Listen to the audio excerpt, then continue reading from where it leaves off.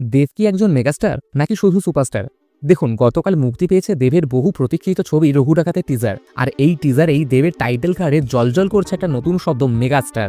এরপরই মেগাস্টার শব্দটি ব্যবহার করা নিয়ে শুরু হয়েছে জোরদার বিতর্ক।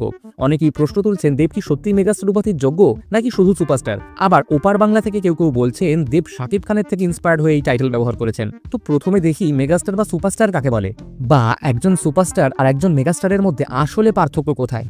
সহজ কথায়, সুপারস্টার হলেন এমন একজন অভিনেতা যার একের পর এক হিট ছবি বক্স অফিসে ঝড় তোলে, যার জন্য দর্শক পাগল। আর মেগাস্টার হলেন সেই সুপারস্টার যিনি তার কেরিয়ারের প্রাইম টাইমে থাকেন এবং যার প্রতিটি ছবি ব্লকবাস্টার হয়, যার ছবি নতুন রেকর্ড করে এবং নতুন বেঞ্চমার্ক সেট করে। যেমন হিন্দি সিনেমার ইতিহাসে দিলীপ কুমার, দেবানন্দ, রাজেশ খান্না, অমিতাভ বচ্চন, শাহরুখ খান, সালমান খান এরা সবাই মেগাস্টার। এবার প্রশ্ন হলো, তাহলে কি দেবকেও মেগাস্টার বলা যায়? দেখুন, টলিউডের হাইয়েস্ট কালেকশন করা 5টি ছবির মধ্যে 4টিই দেবের।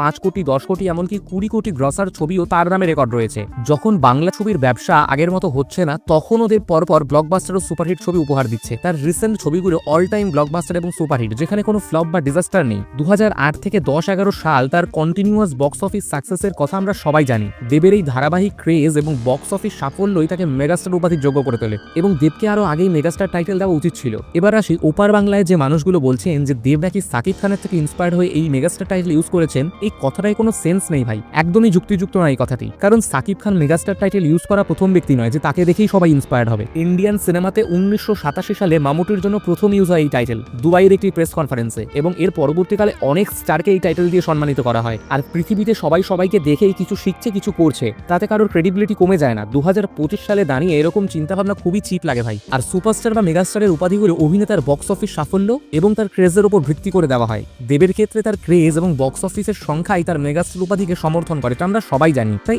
আমার দৃষ্টিভঙ্গিতে দেবকে মেগাস্টার টাইটেল দেওয়া খুবই যুক্তিযুক্ত, বরং এটারও আগেই দেওয়া উচিত ছিল। এই বিষয়ে আপনার মূল্যবান বক্তব্য আমি কমেন্ট বক্সে শুনবো। ভিডিওটি দেখার জন্য ধন্যবাদ। দেখা হচ্ছে পরের ভিডিওতে। টাটা।